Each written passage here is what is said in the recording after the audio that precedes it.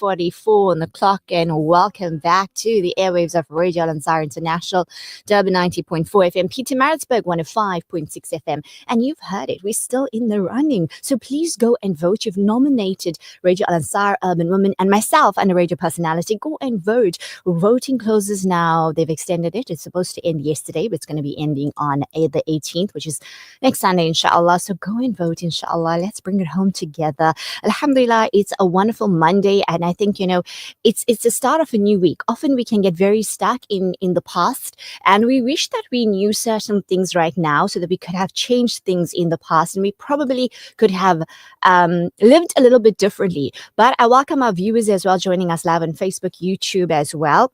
And we're going to be talking about something that is, what could you tell your younger self, basically? And we have a very special guest joining us. So basically, whether about love, the regrets that come in and wish you knew certain things, or even career, confidence, or simply trusting the journey. But how do we use the reflection not to dwell on regret? The waswasas of shaitan, could have, should have, if only, and we can go on, but to actually fuel growth and transformation. Joining us to understand this topic and answer some very important questions is Sister Razia Saleh. Assalamu alaikum wa rahmatullahi wa barakatuh. Welcome to Urban Women this morning. Wa alaikum salam wa rahmatullahi wa barakatuh. And jazakumullah khairan for having me here.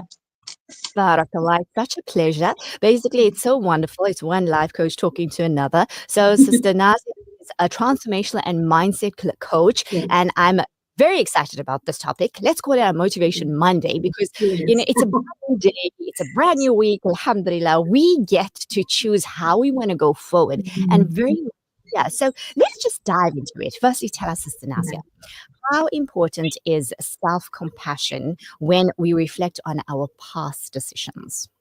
Okay.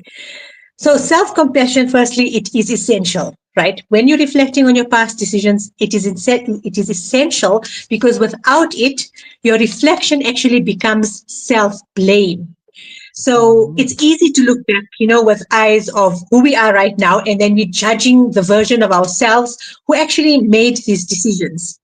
But what we're forgetting at that time is that maybe you were doing the best you could with what you knew, with what you maybe had access to emotionally. Maybe, it's what you didn't know, what you know now. So we're not saying that self-compassion is going to remove accountability, but it gives it depth. It allows you to say, yes, you know what, I did make that choice, but I understand why. And I've grown since then. I'm not the same person I was at that time. And then that's where, the real shift happens, the real healing begins. It's when we stop fighting our past and start learning from it. And we can only do that when we are compassionate and when we are honest and with kindness. Absolutely. The thing is that we want compassion from other people, but we become so hard on ourselves that we label, and we become so hard, and then we want to know, why do other people treat us that way? Well, it's like a perfume bottle or a doom bottle. Whatever you're taking, you're spraying, is the energy you're giving off.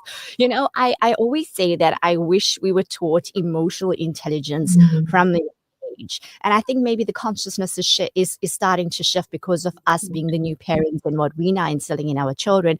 What would you say? How important is emotional intelligence in helping us to become a more grounded adult self? I think when it comes to emotional intelligence, it's everything. If you want to become a grounded adult, it's really, really it's everything, because it's not just about recognizing emotions. It's then you're knowing you're emotionally intelligent is when you recognize it. It's when you're knowing how to sit with them, respond to it, and you're not led by the emotions. So it allows you to understand, when we are emotionally intelligent, it allows you to understand the why behind your reactions. And that awareness then becomes your turning point. Now, if you don't have this intelligence, then you're going to repeat the same emotional habits, whether maybe it's shutting down, or you are lashing out, or you're avoiding discomfort altogether. So the role that emotional intelligence actually plays in adulthood is that it anchors you. It gives you the ability to self-regulate, to even communicate with clarity, and you comfortable now to actually hold space for discomfort, and you're not overwhelmed by it. So it teaches you to respond, and rather than react. It even and also really important to pause instead of just exploding, and you understand then what I need, and you express that in a way that's going to align with your values, and that's what creates a grounded self.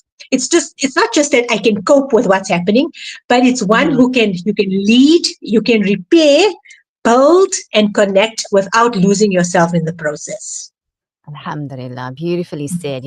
It's like if you don't learn the lesson, life is so generous. It will keep playing it out, giving the pattern will just continue until you learn the lesson. Alhamdulillah, through emotional intelligence, as you mentioned, we can break that and be more responsive instead of reactive. There's many of us that will look back and regret what we've done in the past and often think, if only. So we are warned about the summary of a hadith that we shouldn't go into if only, should have, could have, because nothing just was of shaitan. It keeps us very much stuck. We can go in a very downward spiral. So what would you say? How can we actually forgive ourselves for the mistakes? And we all make mistakes, right? For the mistakes that we've made because we didn't know better. Yeah. When it comes to as forgiveness, especially forgiving yourself, firstly, if you're not going to forgive yourself, you are not going to move forward.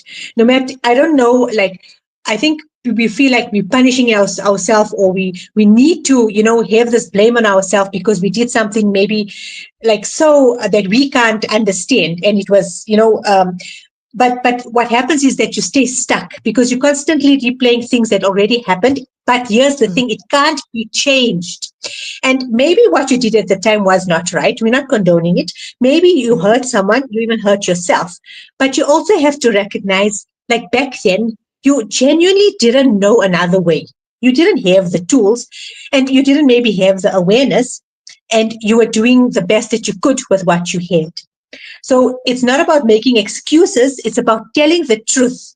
And it's from that truth that healing begins. What is the truth? That you are human, that you're going to make mistakes, but you can't keep punishing yourself and then expect to move forward. Because when we're having that kind of guilt and that kind of shame, it stays too long, and then it turns into a prison where you're actually holding the key, and that key is forgiveness.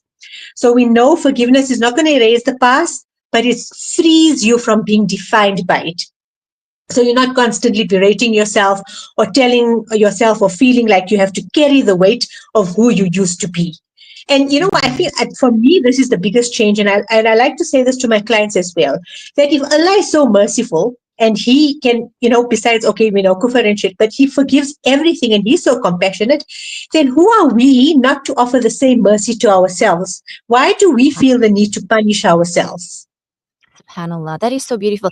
That just reminds me of something that I came across on Friday, actually, and I saved it. And as you sing this, it's reminding me of this beautiful ayat because we're all working on self-forgiveness, self-compassion. We read and I came across this ayah from the Quran. It says, despair not of Allah's mercy. Certainly no one despairs of Allah's mercy except those who disbelieve. The Holy Quran, Surah 12, verse 87.